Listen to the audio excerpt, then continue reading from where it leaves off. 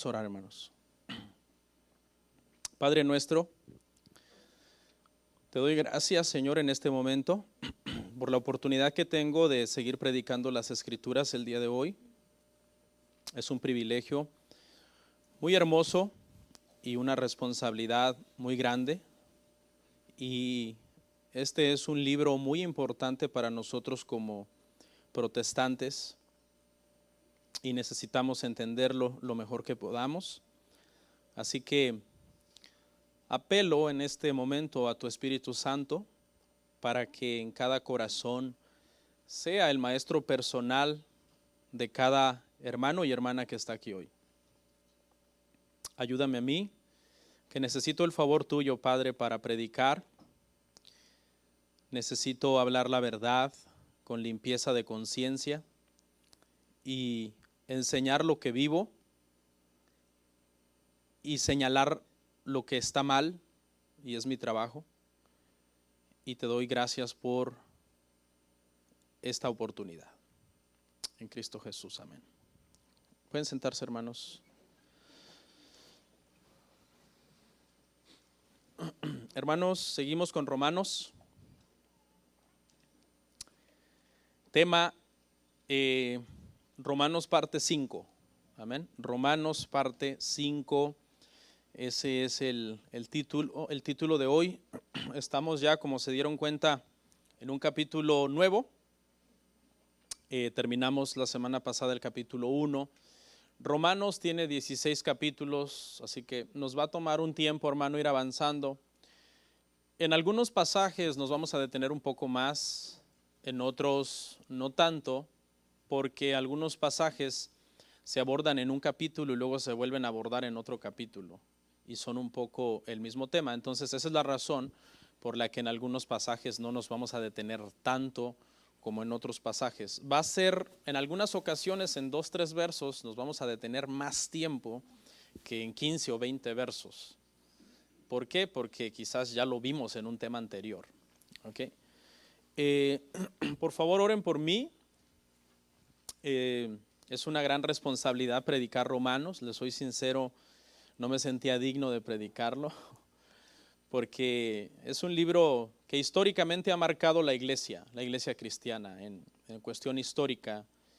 Y cuando uno lee los libros de grandes teólogos sobre cómo ellos enseñaron Romanos, uno dice, wow, es demasiado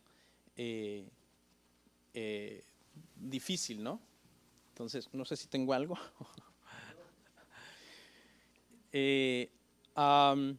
Pero oren por mí, hermanos, para que Dios me ayude, amén. Oren por mí para que Dios me ayude a seguir en este libro de Romanos. En el último tema, hermanos, hablamos acerca del abandono de Dios.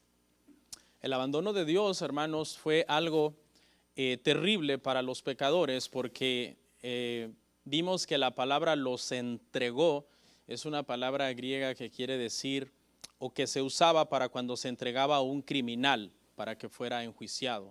Se entregaba a un criminal, un término jurídico en la policía.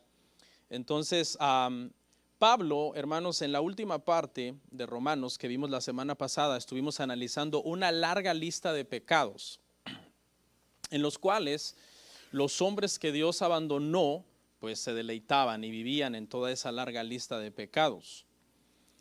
Ahora, este pasaje pasado crea de alguna forma un pequeño conflicto. ¿Por qué? Porque en Roma hay una comunidad que no está, ¿cómo le quiero decir?, practicando todos esos pecados. Sí, hay una comunidad religiosa y moralista que ellos dicen, eso no aplica a mí. ¿Sí me entiende? Hay una comunidad que dice, ok, todo lo que vimos la semana pasada, no sé si se acuerdan, implacables, sin afecto natural, murmuradores y una larga lista de pecados. Pero entonces cuando la carta se leía, había un riesgo de que había un grupo de gente religiosa que moralmente decían, eso no aplica a nosotros porque nosotros no vivimos así. Entonces, la pregunta es, si todos aquellos que vivían en esa larga lista de pecados, Dios los había abandonado, ¿qué pasaba con esta gente? que no estaba dentro de esa categoría de gente que andaba pues enlodándose en el fango del pecado, sino que desde su punto de vista de ellos decían, no, no aplica a nosotros porque nosotros somos muy morales y somos muy éticos. Entonces, el día de hoy, en este texto, leí solo al verso 5, pero realmente el día de hoy vamos a analizar hasta el verso 16, ¿ok? Pero para empezar quise leer solamente hasta el 5 para no alargar mucho el texto base. Pero en toda esta porción del 1 al 16, hermanos, el día de hoy, lo que vamos a tratar de responder es esta pregunta. Y este grupo de gente moralista, ¿qué? Ellos no están en esa larga lista de pecados. Y lo que prácticamente vamos a ver conforme avancemos, hermanos, es 6 razones de por qué estas personas que son moralistas también están condenados al juicio de Dios, de igual forma que todos aquellos que vivían en todos esos pecados. Entonces es como un poco impactante, ¿no? Que Pablo les acabe diciendo a este grupo de gente las mismas consecuencias que van a recibir estos pecadores, estos paganos, son exactamente las mismas consecuencias que van a recibir ustedes, moralistas, si no se arrepienten y vienen a Jesucristo para que salve su alma. ¿Ok? Vamos a ver la primera razón.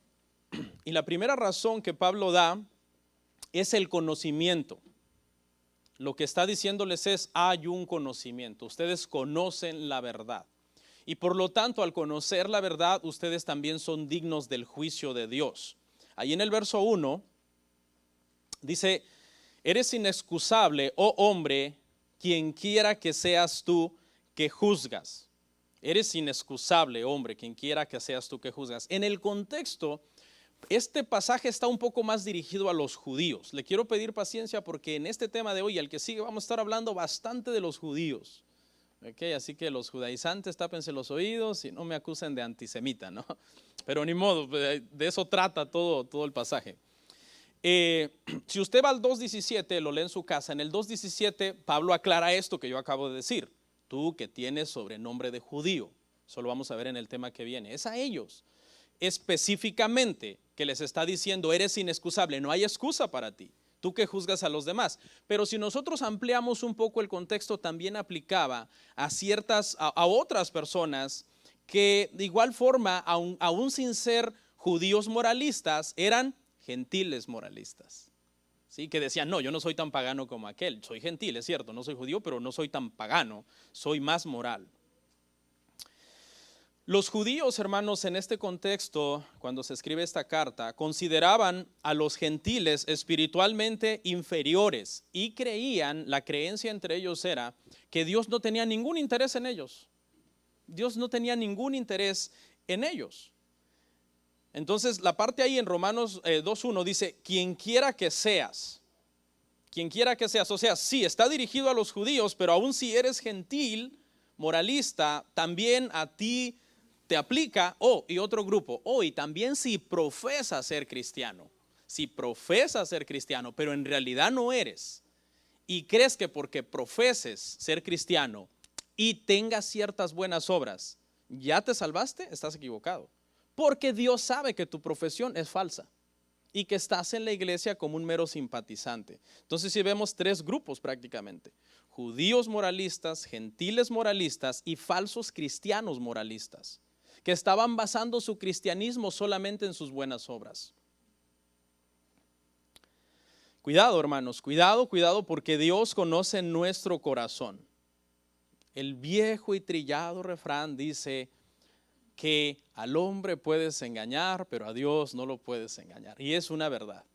Dios conoce el corazón. Dios sabe que cristianos son cristianos moralistas. No estoy diciendo que ser moralmente correcto está mal, eso es bueno.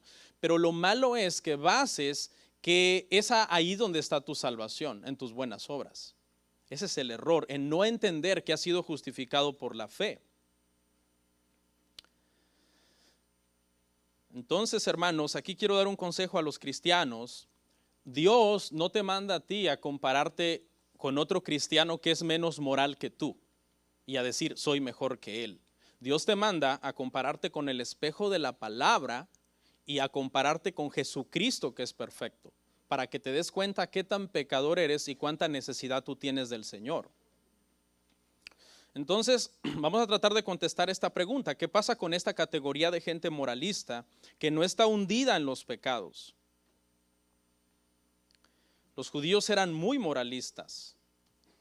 ¿Okay? También había gentiles muy moralistas. Por ejemplo, en tiempo de Pablo existió un hombre, un filósofo romano, un hombre de estado que se llamó Séneca, que era un hombre muy moral, muy moral. De hecho, empezaba a enseñar ya algunas cosas de la salvación, pero no era nacido de nuevo, no era cristiano. Entonces, Séneca seguramente dijo, esa lista de pecados a mí no me aplica.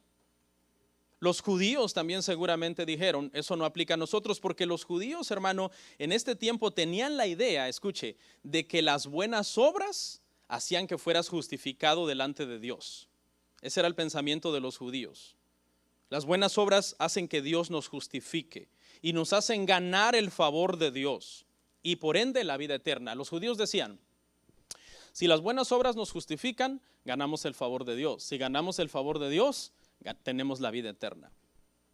Y ese era el pensamiento, hermano, en aquel entonces. Incluso se creía que aún sin guardar la ley de Moisés correctamente, ellos decían que cuando no guardaban la ley de Moisés bien, lo único que perdían era ciertas bendiciones en la tierra, pero no la vida eterna. Esa era una postura, no la salvación.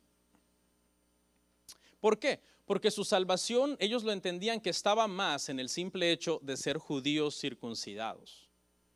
Lo mencioné en un tema pasado donde ellos tenían una creencia de que Abraham se sentaba, obviamente una creencia fantasiosa, no un dicho de que Abraham se sentaba a la puerta del infierno y no dejaba entrar a ningún judío circuncidado ahí.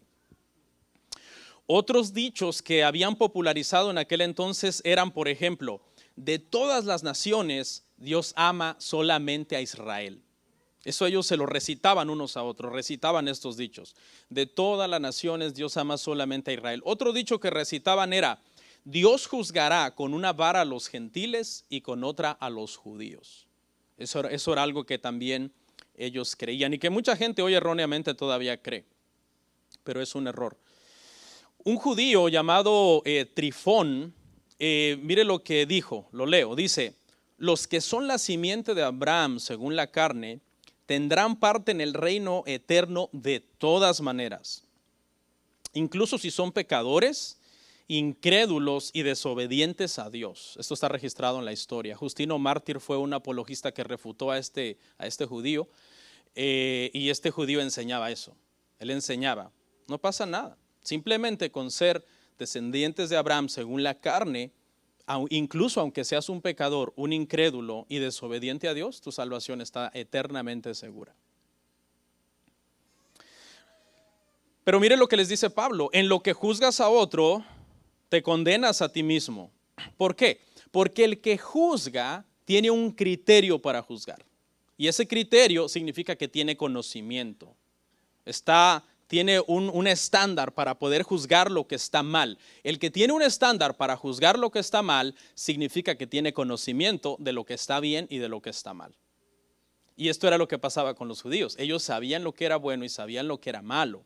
Pero a los únicos que le aplicaban todo el rigor cuando hacían lo malo eran a los gentiles. Y ellos no se lo aplicaban a sí mismos por el simple hecho de ser descendientes de Abraham. Sabían juzgar lo bueno y lo malo, ¿ok? Pero realmente ellos vivían también en pecado. Quizás no en el pecado revolcándose como ¿verdad? Pablo describe, pero ¿qué hay en el corazón de todo hombre? Una inclinación y una tendencia natural al pecado. Tenían mucho más luz que los gentiles. Los judíos, hermano, tenían más luz, por lo tanto eran más responsables. Los gentiles tenían dos cosas. Tenían la creación, que les daba luz de un creador. Tenían la conciencia que Dios les puso para acusarlos cuando hacían lo malo, pero los judíos tenían más. Los judíos tenían la creación, la conciencia y el Antiguo Testamento. Por lo tanto, tenían una revelación más grande de quién es Dios. Tú que juzgas haces lo mismo. Es decir, ellos eran pecadores también. Ellos juzgaban la mala conducta de los gentiles, pero su conducta también era mala. Dice, también al final acabas haciendo lo mismo. Los judíos, hermano, una de las cosas que vemos cuando vino Cristo fue que siempre, hermano, estaban haciendo alardes de sus buenas obras. ¿Se acuerda del publicano, la oración del fariseo y el publicano? El fariseo dice que oró consigo mismo diciendo, no soy como este publicano, no soy como los pecadores, todos esos hombres malvados, y empezó a hacer alarde de sus obras que él hacía. Y Cristo les dijo, ustedes están mal, porque las obras que ustedes hacen, quizás los hacen ver aparentemente buenos ante Dios, ante los hombres, perdón, pero Dios conoce su corazón. Lucas 16:15. Veamos Lucas 16:15.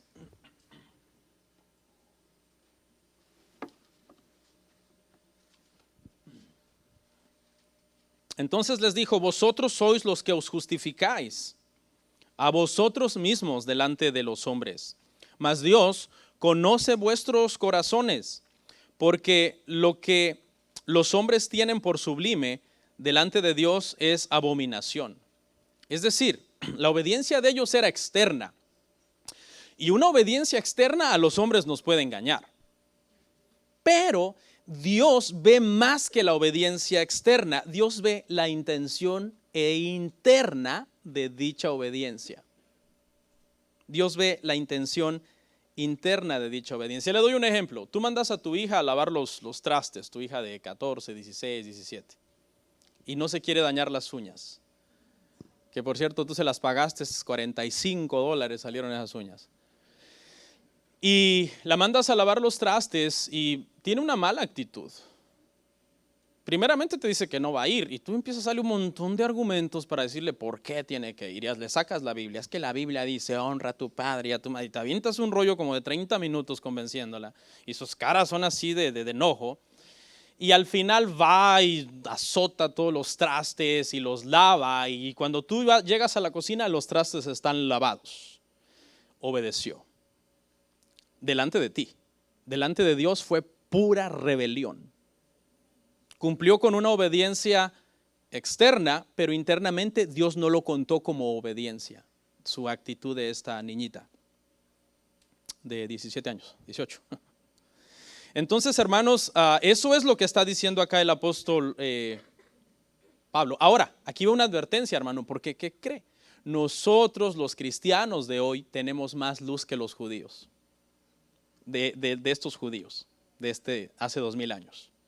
Ok, repasemos. Los gentiles tenían la creación, la conciencia. Los judíos tenían la creación, la conciencia, el Antiguo Testamento. Los cristianos tenemos la creación, la conciencia, Antiguo Testamento, Nuevo Testamento, nacidos de nuevo en Cristo, habitados por el Espíritu Santo. Tenemos los evangelios, tenemos las cartas. Al que más se le da, más se le demandará. Hay gente que a veces cuando nosotros los protestantes enseñamos que no vivimos bajo la ley sino bajo la gracia, entienden que nosotros somos unos libertinos. No, la gracia es exigente, hermanos, no para salvarnos, pero las obras que nos exige como nacidos de nuevo deben de dar fe y legalidad de que de verdad hemos nacido de nuevo. Entre más tenemos, hermanos, más se nos demandará. Hermanos, ustedes, hermanos, todos los que tenemos todo esto, todos nosotros tenemos bastante. Hermano, el día del juicio va a ser tremendo, hermano. Pero yo estoy justificado en Cristo y salvo por gracia. Sí, pero va a haber un juicio por obras. Lo vamos a ver. Y ahí dice que Dios le va a dar a cada uno según sus obras. En el cielo va a haber recompensas diferentes, hermano. En el cielo no vamos a estar todos con las mismas recompensas. El que la intención de su corazón, que Dios conocía, que era buena, obedeció a Dios, tendrá mayores recompensas. Eso está en la Biblia. Mucha gente no lo sabe, pero eso está en la Biblia. Santiago 3:1, en el tema de que más se nos da, más se nos demanda. Santiago 3:1 dice, hermanos míos, no os hagáis maestros muchos de vosotros, sabiendo que recibiremos mayor condenación. Este verso no te está invitando a no hacerte maestro, ¿verdad? Este verso te está invitando ¿a qué? A que si eres maestro, vivas lo que tú predicas. Que vivas lo que tú predicas, que vivas lo que tú enseñas. Dice, mayor condenación. Aquella gente, hermano, que su obediencia nada más es externa, pero Dios conoce su corazón. Su corazón no está realmente en la obra de Dios, ni en el evangelio, ni en nacer de nuevo y darle la gloria siempre a Dios. Y que no sea nacido de nuevo, ¿qué cree que va a tener? Mayor condenación. Así lo dice la Biblia, mayor condenación. En el infierno también habrá diferentes niveles de castigo. Habrá diferentes niveles de castigo también en el infierno. En resumen, en este punto, hablando acerca del conocimiento, hermanos, lo que Pablo está diciendo es, ustedes conocen y en base a que ustedes conocen, ustedes son dignos merecedores del juicio de Dios. ¿Por qué? Porque el juzgar a los demás no los salva, porque ustedes hacen lo mismo también. Tienen la misma intención en su corazón de hacer lo mismo. Hermanos, no se espanten cuando alguien peca. Todos pecamos, solo que de diferente manera. La gente se asusta a veces cuando alguien peca y pone un grito en el cielo. Todos pecamos. ¿Alguno de ustedes no tiene pecado? Si dice que no, eso es una herejía. Porque la Biblia dice claramente que si alguno dice que no tiene pecado, es un mentiroso. Quizás tú te asustas con el pecado de fulano porque fue escandaloso y es feo y todo, pero quizás tú eres un chismoso en secreto. Tal vez el pecado de fulano fue público y todo, y tú crees que el tuyo no es público ante Dios. El pecado que tú cometes a solas es público ante Dios. Porque Dios, hermano, a Dios no lo podemos engañar. En la clase de nuestra clase pasada de Berea, el maestro nos dijo algo que me gustó bastante y lo escribí. Dice que cuando alguien peca y viene y después de pecar expone su pecado ante Cristo, o sea, pecas y expones tu pecado ante Cristo. Padre, hice esto. Dice que entonces Cristo te cubre. Pero si tú pecas y escondes tu pecado de Cristo, entonces Cristo te expone. Me gustó, muy sabio. Muy sabio. Cuando nosotros los cristianos, hermano, fallamos y pecamos porque todavía estamos en un cuerpo que no ha sido redimido, caiga de rodillas ante Cristo, pídale perdón, dígale, Señor, yo no quiero seguir haciendo esto porque esto a ti no te agrada. Cada vez que usted peca, usted pregúntese, ¿soy hijo de Dios o no? Si su respuesta es sí, usted está en una lucha contra ese pecado. Sea lo que sea el pecado que se llame. Ok, pasamos a la segunda razón, hermano. La segunda razón es la verdad. La verdad. Ese es el otro criterio para juzgar a los moralistas, la verdad. Ok. Y la verdad, dice ahí en Romanos 2:2, sabemos que el juicio de Dios contra los que practican tales cosas es según verdad. Es decir, es un juicio justo. Si los gentiles al hacer lo malo sabían que estaba mal, los judíos con más razón al hacer lo malo sabían que estaban mal porque tenían mayor luz.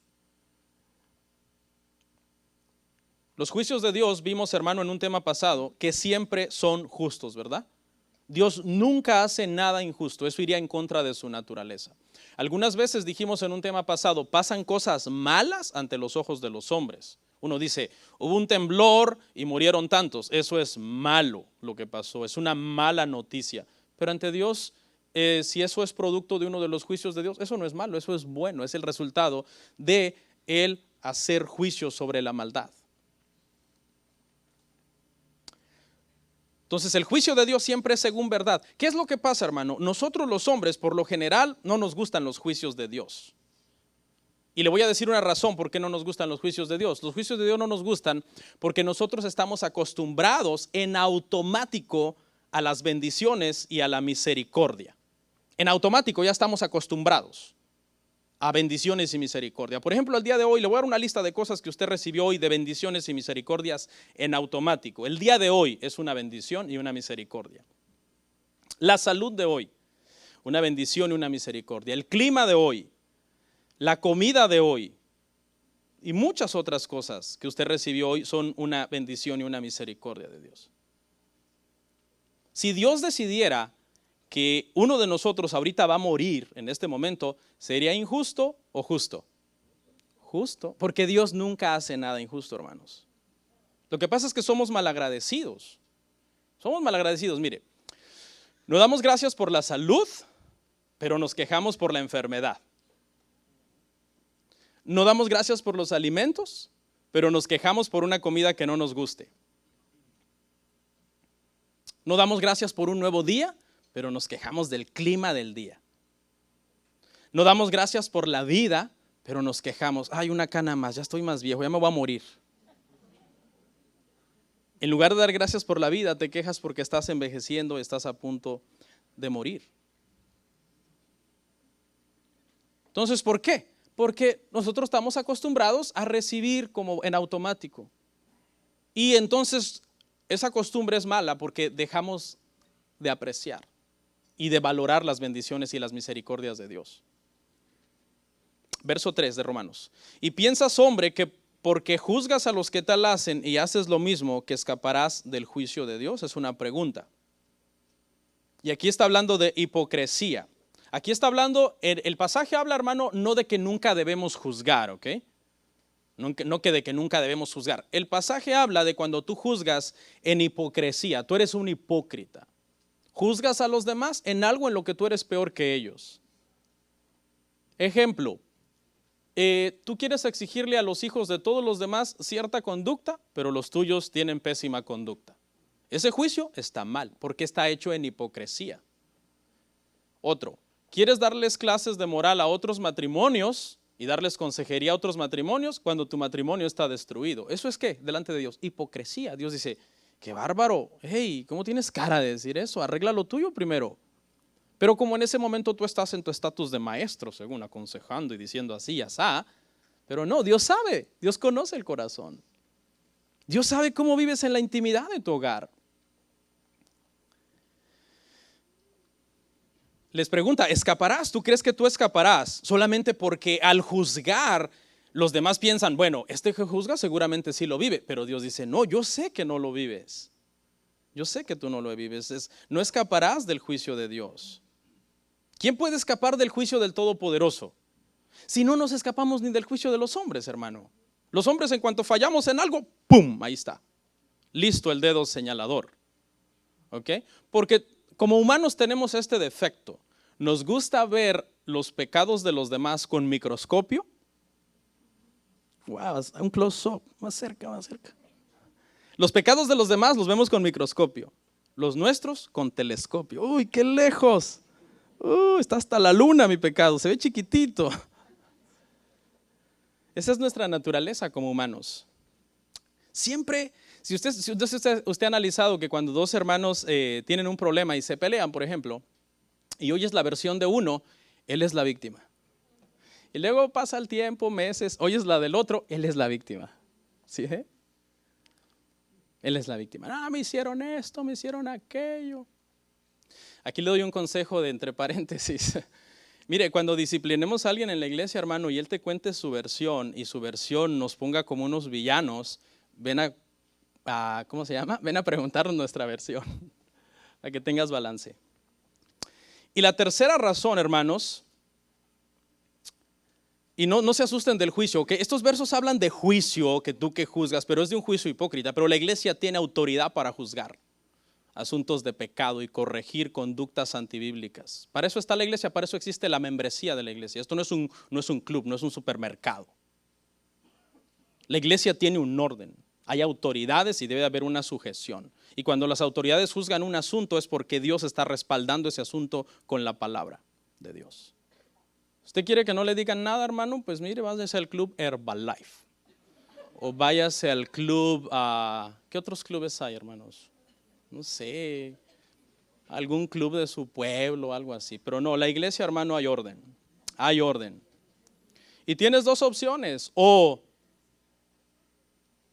te sometes y te humillas a Dios, o te rebelas y te vas. Así de fácil.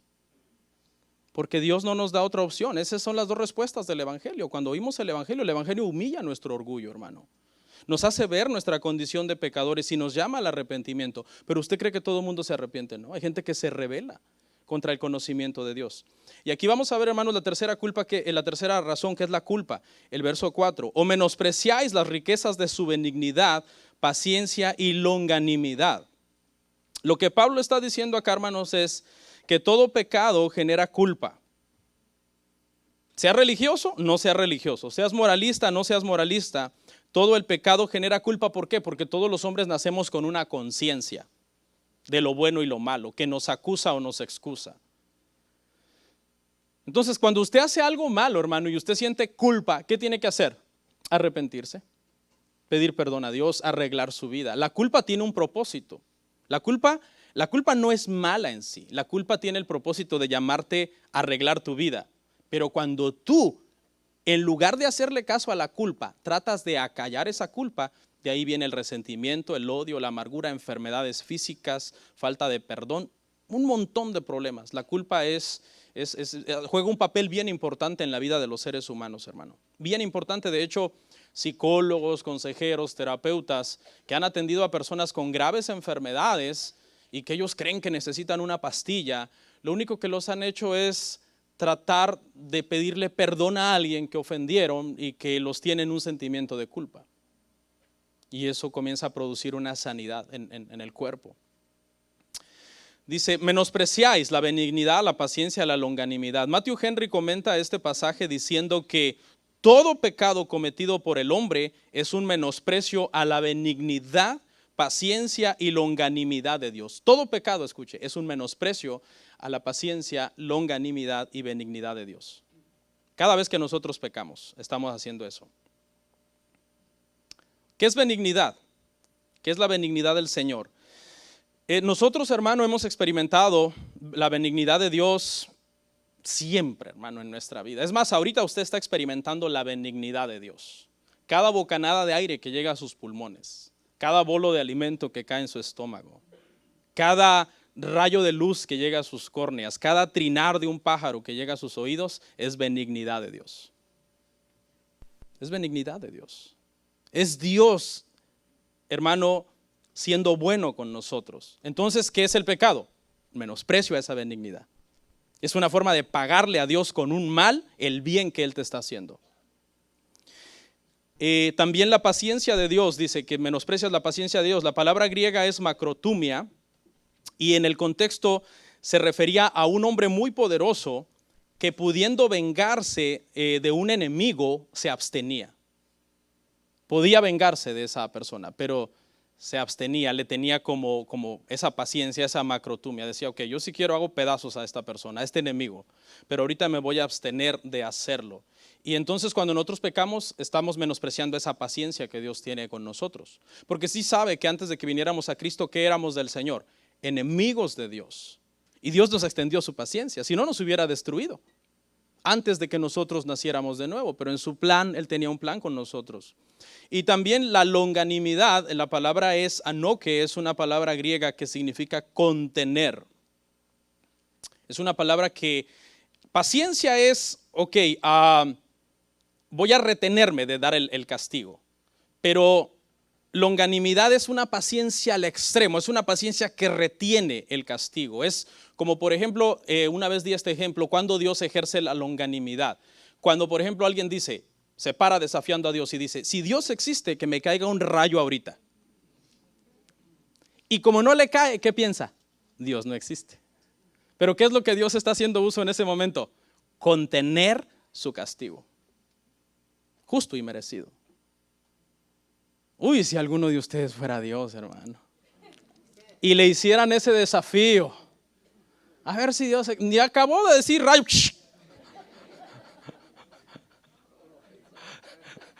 solo lo pensó y como conocería usted los pensamientos, ya sé lo que va a decir. Tremendo, hermano.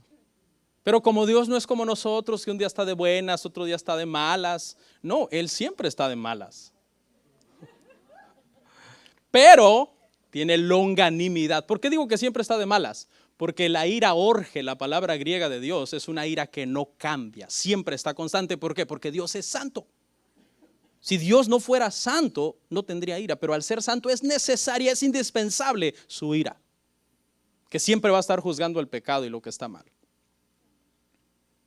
Segunda de Pedro 3:9. Este verso es uno de mis favoritos en en el Nuevo Testamento. El Señor no retarda su promesa, según algunos la tienen por tardanza, sino que es paciente para con nosotros, no queriendo que ninguno perezca, sino que todos procedan al arrepentimiento. Esa es la longanimidad, la paciencia de Dios y la longanimidad del Señor. Es paciente para con nosotros, no queriendo que nadie se pierda, sino que procedan al arrepentimiento. Dios es paciente, hermano. A Israel, fíjese cuántos años le tuvo paciencia y longanimidad.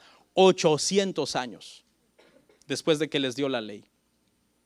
Después de que les dio la ley, los comenzó a amenazar. Dejen la idolatría, les mandaba profetas. No practiquen las cosas de los cananeos. No estén quemando a sus hijos al fuego, y les amonestó y amonestó 800 años. Yo creo que ellos dijeron, esto ya no pasó. 800 años. Llegó el momento en que la longanimidad, porque la longanimidad y la paciencia tiene su límite, se agotó. Y el Señor los mandó al cautiverio, a Babilonia, por idólatras. 800 años de paciencia, pero al final Dios tuvo que ejecutar su juicio porque Él es justo y Él es santo.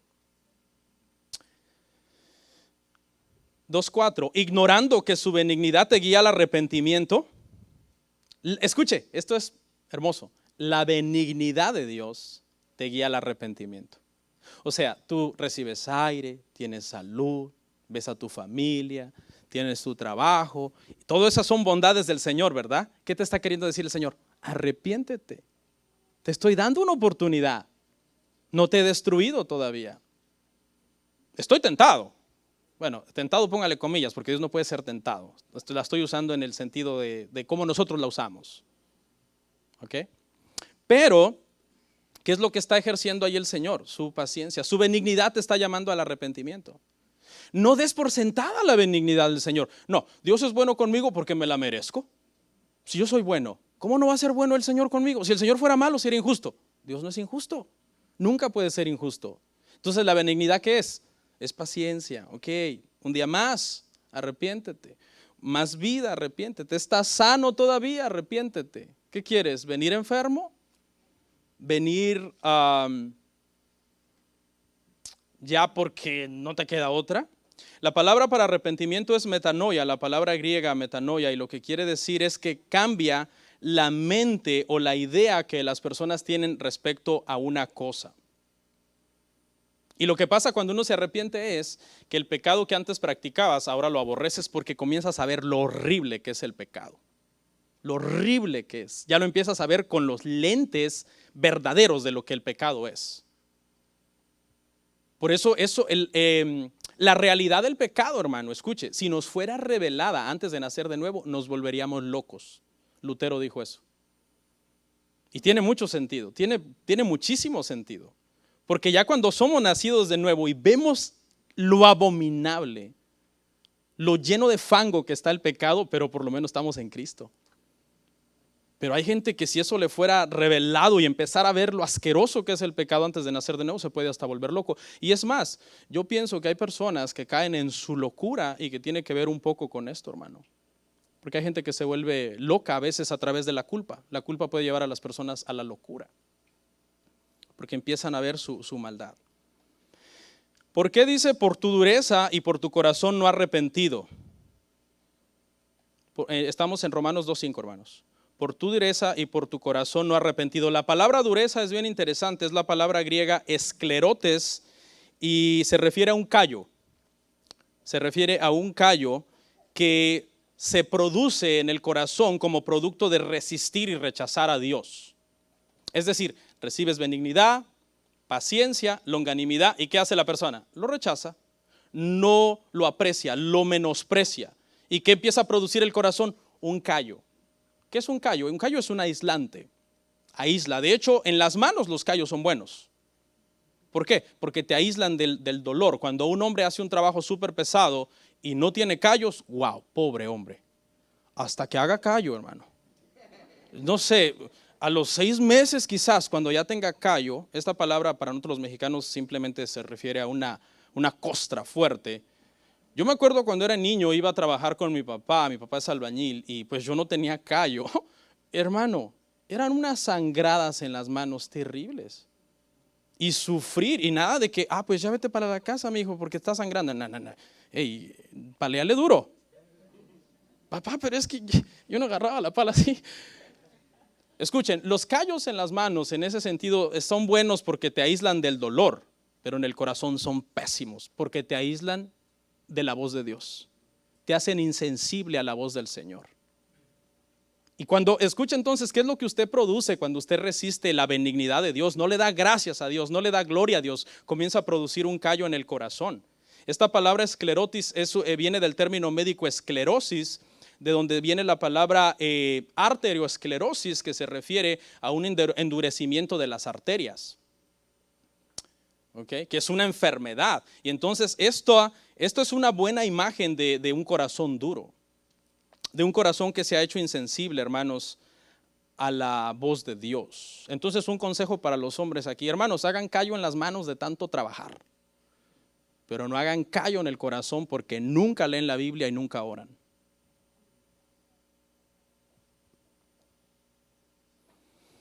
Verso 5 dice: atesoras para ti mismo ira para el día de la ira y de la revelación del justo juicio de Dios.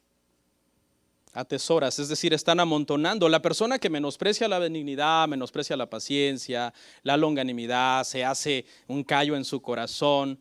Hay gente, hermano, que su corazón es tan duro, hermano. Cuando pasa por un problema no llora, hermano, aunque le eches cebolla en los ojos, hermano. Tú dices, no, ahora sí va a caer postrado llorando a los pies de Cristo en medio de este problema. No. Más se endurece. Y es que es lo que dice la Biblia, que comienza a crear callo, un aislante contra Dios. ¿Qué es lo único que hace el que se endurece? Amontonar ira. ¿Sí? ¿De qué tamaño quieres tu montón de ira? 1 kilo, 100 kilos, ¿de qué tamaño la quieres? Porque esto está en contexto de lo que te digo, que trae más castigo y recibe más castigo el que más desaprovecha las oportunidades que Dios le hace. Mire lo que dice el Salmo 7, 11 al 12. Salmo 7, 11 al 12. Dice, Dios es juez justo y Dios está airado contra el impío todos los días. Esta es la parte que quiero que vea. Si no se arrepiente, él afilará su espada. Armado tiene ya su arco y lo ha preparado.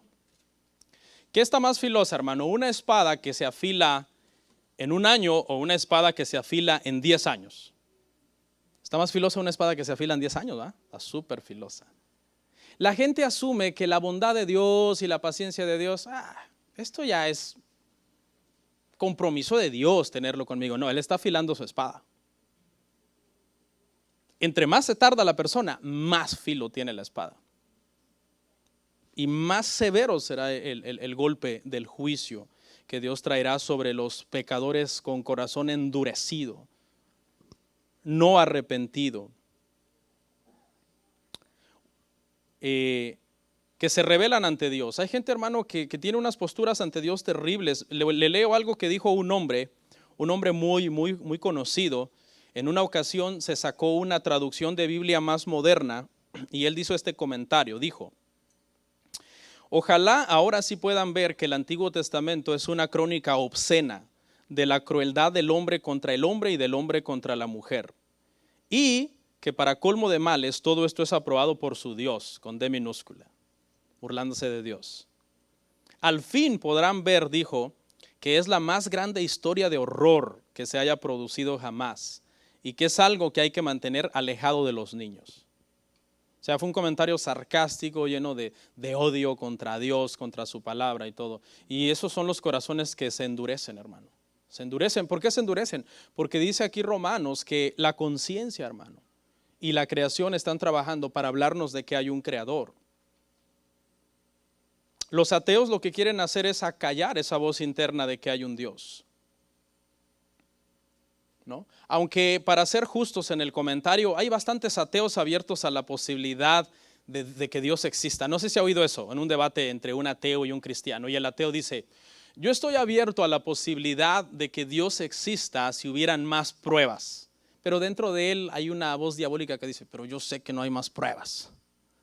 Ahora, aquí le quiero decir algo, hermano. Los cristianos podrán estar, los ateos, podrán estar abiertos a la posibilidad de que Dios exista si hay más pruebas, Pero los cristianos jamás estaremos abiertos a la posibilidad de que Dios no exista por falta de pruebas. Es que un cristiano diga, no, yo estoy abierto a la posibilidad de que Dios no exista si me dan más pruebas de que no existe. No, porque nosotros somos nacidos de nuevo, hermanos. Nosotros no creemos más en la Biblia que los ateos porque nosotros tenemos más pruebas científicas de que la Biblia es verdad y sin error. No. Lo que tenemos que es una nueva naturaleza, porque hemos nacido de nuevo y nacimos de nuevo y entonces creímos. Somos nuevas criaturas en Cristo.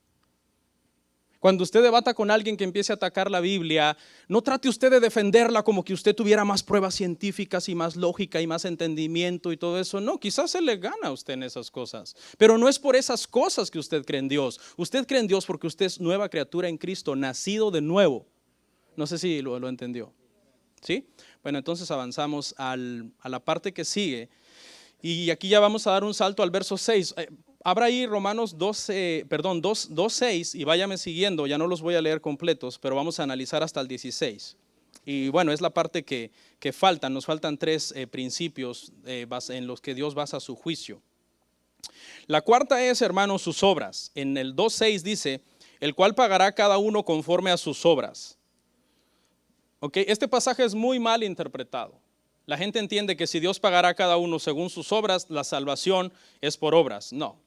El Antiguo Testamento y el Nuevo Testamento dejan en claro que en el juicio se juzgarán las obras, pero la salvación es por gracia. Romanos, de hecho de eso trata Romanos, justificados por la fe. Ese es el tema y no por las obras de la ley. Entonces no vaya a entender esto, hermano, de que de que Dios le pagará a cada uno según sus obras, salvándolo según sus obras. No. Pero sí habrá un juicio por obras. Si no lo sabía, sépalo, Sépalo, habrá un juicio según obras. Usted, cristiano, irá ante el tribunal de Cristo para un juicio según sus obras. Pero es que yo ayudo bastante a la gente necesitada y que no. Cuidado, porque esas obras, cuando no vienen por amor a Cristo, no sirven. A ver si al final vemos un ejemplo acerca de esto. Entonces, solamente en esta parte, hermano, no nos confundamos. La salvación, hermanos, es por gracia. Mire, vamos a ver el tribunal de Cristo del que le estaba comentando que los cristianos vamos a ir. Segunda de Corintios 5:10. Porque es necesario que todos nosotros comparezcamos ante el tribunal de Cristo para que cada uno reciba según lo que haya hecho mientras estaba en el cuerpo, sea bueno o sea malo. Esto está hablando de cristianos. Nuestra postura teológica como iglesia, hermano, es la siguiente. Los impíos irán a un juicio de obras ante el gran trono blanco y después de ser juzgados por sus obras, serán lanzados al lago de fuego. Los cristianos iremos al tribunal de Cristo a ser juzgados según nuestras obras, seremos lanzados al cielo por gracia, por fe, que dijeron, ¿no? Pero recompensados en el cielo según nuestras obras. ¿Sí lo entendió? Esa es nuestra postura. No soy un experto en escatología que habla de todas las cosas del fin, un día vamos a hablar de esos temas, pero hasta ahora donde tenemos el entendimiento es que esta es nuestra postura bíblica al respecto del juicio final. Habrá un juicio final para todos, impíos y nacidos de nuevo. Y los impíos serán condenados según sus obras al lago de fuego, pero los nacidos de nuevo, hermanos, seremos justificados por la fe en Jesucristo. Romanos 2:7. ¿Qué recibirán? Dice, vida eterna los que perseverando en bien hacer buscan gloria, honra e inmortalidad. El creyente verdadero, hermano, persevera hasta el final porque su naturaleza fue cambiada. El Espíritu Santo mora dentro de nosotros. Esa es la razón por la que somos cristianos. No es por nuestras buenas obras que nosotros, hermano, decimos que somos cristianos, sino porque hemos nacido de nuevo. Mire lo que dice Mateo 25:21. Mateo 25:21. Su Señor le dijo, bien, buen siervo y fiel, sobre poco has sido fiel, sobre mucho te pondré. Entra en el gozo de tu Señor. Entonces, hermano, el Nuevo Testamento nos enseña a nosotros que por mucho que obedezcamos a Dios, ¿a qué nivel llegamos? El que hace todo lo que el Señor le mandó a hacer, ¿cómo es llamado en el Nuevo Testamento? Siervo inútil. Un siervo inútil no se puede salvar a sí mismo, hermano. El Señor más bien dice acá, ¿qué dice el Señor? Sobre poco has sido fiel. Sobre mucho te pondré. O sea, no es por obras, es porque Él es fiel a su promesa y porque Él, hermanos, nos ha salvado. Verso 8, pero ira y enojo a los que son contenciosos y no obedecen a la verdad, sino que obedecen a la justicia. Aquí está claramente. Okay, los que tienen malas obras porque no están en Cristo, eso es lo que están acumulando, ira y enojo. Esta palabra, hermano, contencioso, habla de una persona ambiciosa, egocéntrica, que refleja su condición caída por medio de su mala actitud. Es una persona injusta con los demás. Dice que estas personas recibirán la ira de Dios. Verso 9. Como verá, aquí ya vamos rápido avanzando, ¿no? Porque el verso 17 en adelante, que nos toca la semana pasada, seguimos hablando un poco de lo mismo. Tribulación y angustia sobre todo hombre que hace lo malo, al judío primeramente y también al griego. La palabra para tribulación es tlipsis y habla de una presión en extremo. En el Nuevo Testamento se usaba para cuando los cristianos eran perseguidos. Pero también en el contexto se refiere a exprimir una uva para sacarle el jugo. Habla prácticamente, hermano, de una persecución que Dios hace y llega su momento en que, acuérdese, Él estuvo afilando su espada, esperando a que el impío se arrepintiera, pero no se arrepintió. Preparó su arco el Señor. Y cuando llegó el momento en que se acabó la benignidad, la bondad y la paciencia, Dios sale de cacería, persigue al impío y lo aplasta. Y eso es lo que quiere decir. Pastor, pero es que eso suena muy feo. No, David decía en los salmos, perseguí a mi enemigo y lo alcancé, lo destruí, lo atravesé y lo despedacé. Pastor, qué feo salmo. Es que eso habla de la ira de Dios. Pero entonces la ira de Dios es terrible, pero es que antes éramos hijos de ira, ahora somos hijos de Dios. Dios le está dando su paciencia y su longanimidad y su benignidad al impío. Nadie irá al infierno por culpa de Dios. Nadie. Todo mundo será responsable de ir a parar a ese lugar. Al judío primeramente. A los judaizantes les encanta el pasaje que dice que la salvación es para el judío primeramente, pero se les olvida este. La ira de Dios será al judío primeramente. Aquel que no venga a Cristo, aquel judío que no venga a Cristo, que rechace a Jesús, dice, primero les daré mi ira a ellos y luego a los gentiles. ¿Por qué? Porque tenían más luz. Muchísima más luz que los gentiles. Al que más se le da, más se le demanda. Primeramente, hermano, contradecía la cultura popular judía, porque los judíos decían, hermano, que en la fila de todos los seres humanos ante Dios, primero estaban los judíos. Y después de los judíos decían, bueno, quizás después del último judío esté Rahab y Ruth, que eran gentiles, ¿se acuerda? Pero no, Pablo dice, no, a ellos les dará, sí, primeramente, ira por rechazar a Jesucristo. Igual al griego, obviamente, también al griego. Primeramente al judío ira, también al griego. ¿Por qué? Porque no importa de dónde tú seas, nosotros necesitamos a quién para ser salvo. Necesitamos a Cristo, hermanos. Mucha gente tiene un mal entendimiento de las buenas obras, hermano. Toda buena obra que no se hace por amor a Cristo no es buena obra ante Dios. Le voy a dar un ejemplo.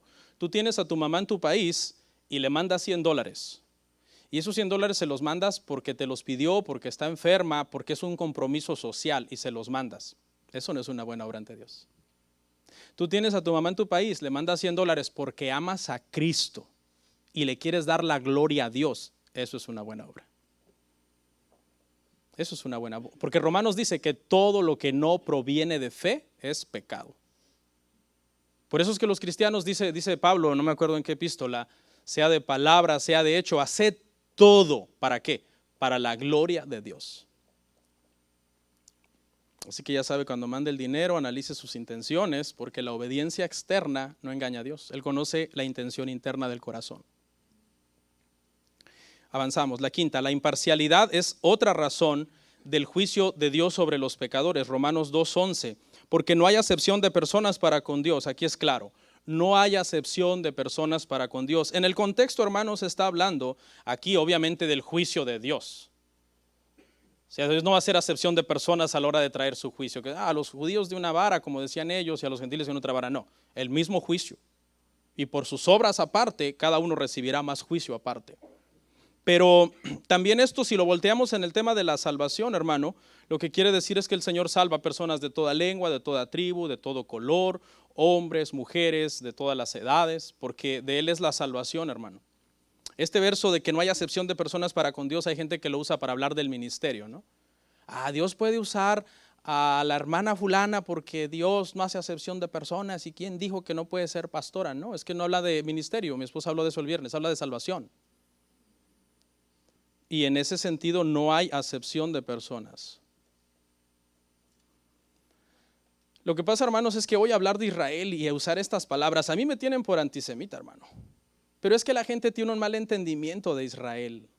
Le voy a dar una pequeña reseña. Yo voy a dar una serie en un futuro que se va a llamar Israel, así se va a llamar. Pero le voy a contar así rapidito, hermanos. Israel es un estado secular. Es un estado secular. ¿Que hay cristianos ahí nacidos de nuevo? Sí, porque hay cristianismo en Israel. ¿Hay judíos moralistas y que se jactan de ser muy buenos? Sí, pero también hay drogadictos, judíos homosexuales, judías prostitutas, judíos ladrones, judíos ateos. Los más grandes ateos, hermano, del siglo XVIII, XVII, XIX fueron judíos. Friedrich Nietzsche, me parece, uno de los más grandes ateos que ha existido. Y por cierto, en Israel está bien fuerte el catolicismo. Fuertísimo está el catolicismo allá. Lo que pasa es que mucha gente cuando oye Israel entiende, el pueblo sagrado de Dios, allá todo debe ser perfecto. No, yo voy a ir a orar al muro de los lamentos. No, yo me voy a bautizar de nuevo en el río Jordán por 5ª vez. Por favor, hermano. Hay una idolatría hacia Israel, hermano, en la iglesia, terrible, pero es porque no entienden todas estas doctrinas. La salvación es para ellos, también para el griego. Y la ira es para ellos, también para el griego. Porque la salvación está en Cristo, hermanos. Israel es un estado totalmente secular, como cualquier otro país. La misma cantidad de religiosos que hay en México y de todas las religiones del mundo, son la misma cantidad de religiosos y de todas las religiones del mundo que hay en Israel también. 2:12, dice ahí, hermano, 2:12, porque dice, perecerán sin ley o por la ley serán juzgados. Tanto judíos como gentiles, dice, ya sea que tengan ley, no tengan ley, no importa. Serán juzgados. Los que sin ley serán juzgados sin ley, los que tengan ley serán juzgados con la ley.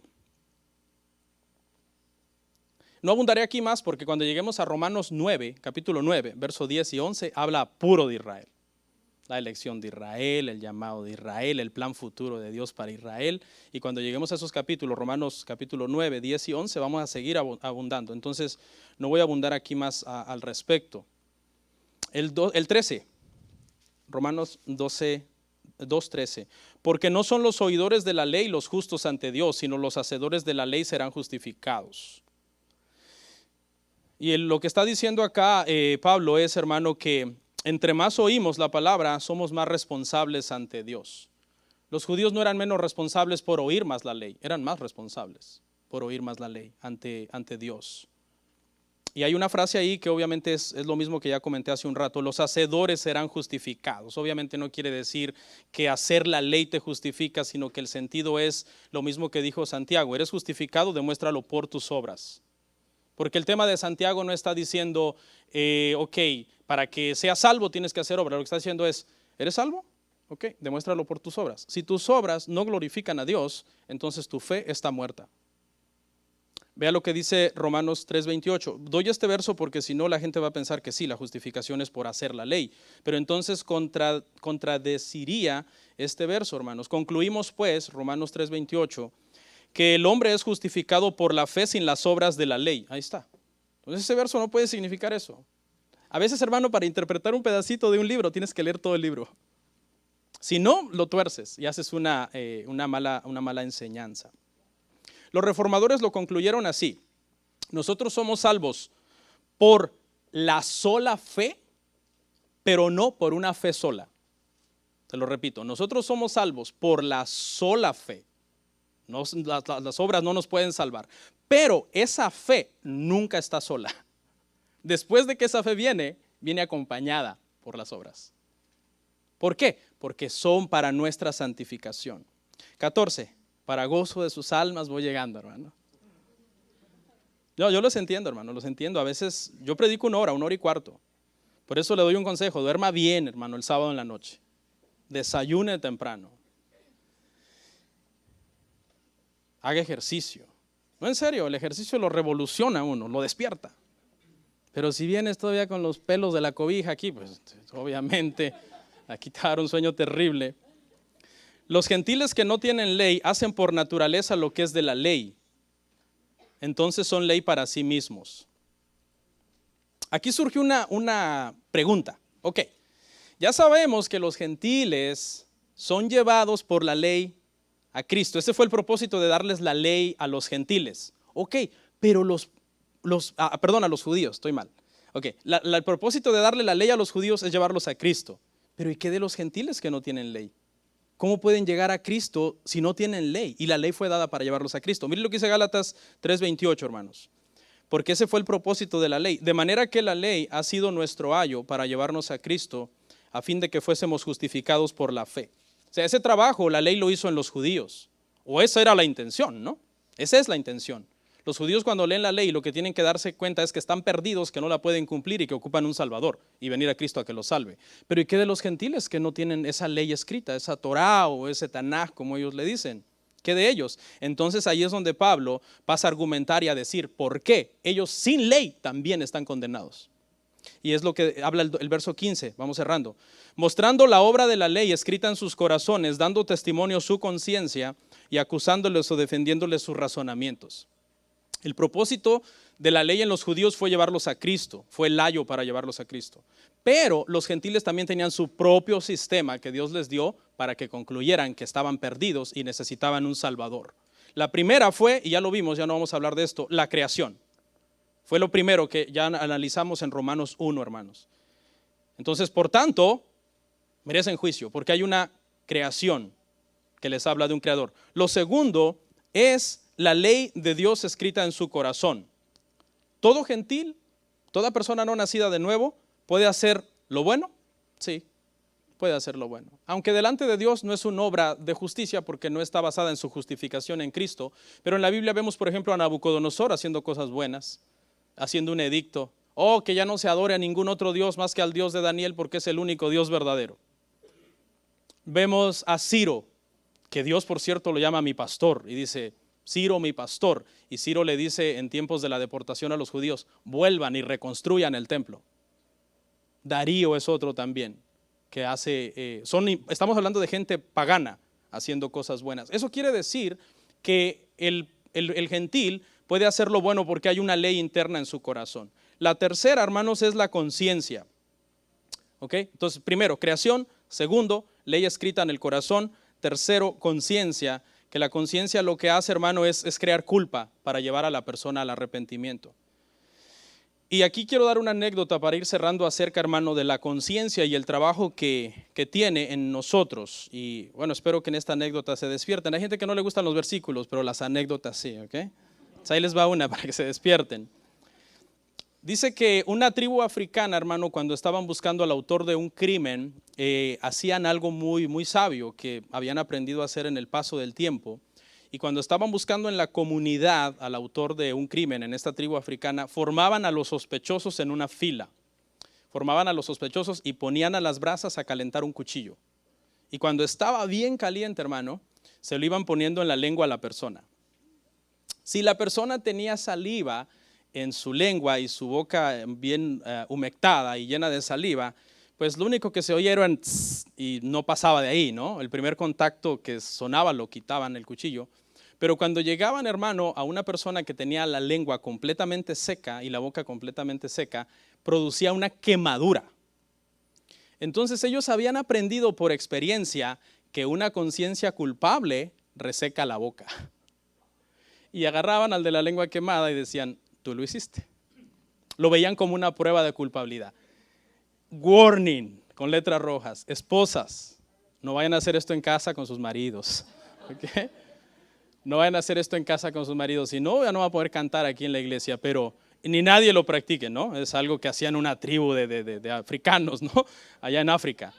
Pero, hermano, hay una lección en esta anécdota que quizás da risa, ¿no? Y es que sí, la culpa produce un estado físico. de incomodidad, de vergüenza. De hecho, dicen la gente que cuando alguien te está mintiendo, no te puede ver a los ojos. O que cuando alguien te está mintiendo, tiene un tic de, no sé, rascarse la oreja o meterse la mano a la bolsa o qué sé yo. Un tic personal que esa persona tiene cuando está mintiendo.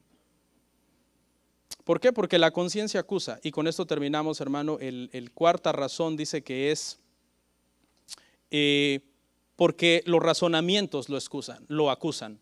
¿Y dónde viene el razonamiento? El razonamiento es dado por Dios. Somos seres racionales, hechos a imagen y semejanza de Dios. Entonces, cuando usted está razonando en la soledad de su casa sobre algo que usted hizo y que está mal, esa es una cosa que Dios usa para juzgarlo. Yo te di razonamiento.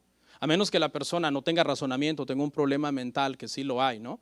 Y no pueda razonar, pues se excusa, ¿no? Cuando alguien comete alguna cosa porque no razonó. Pero todos tenemos razonamiento, los que lo tenemos, y eso nos hace, hermano, culpables. La sexta razón y último versículo, Romanos 2:16, en el día que Dios juzgará por Jesucristo los secretos de los hombres conforme a mi evangelio, y esto habla del motivo, se refiere al día del juicio final. Escuche, en el juicio final, Dios sacará a luz todas las intenciones de por qué hicimos lo que hicimos. Toda la intención. Mire lo que dice. Dios juzgará por Jesucristo los secretos de los hombres conforme a mi evangelio. Dios sabe, hermano, cuando yo me paro a predicar aquí, cuál es mi intención. Dios sabe cuando tú te paras a cantar aquí, cuál es tu intención, por qué lo haces. Cuando tú lavas un baño, Dios está viendo, ¿cuál es tu intención? O sea, ay, nadie los lava, siempre yo, qué barbaridad. Dios conoce las intenciones más profundas de nuestro corazón, hasta tu intención para venir hoy a la iglesia. Dios la conoce. Ay, voy a ir, pues ya que, ni modo.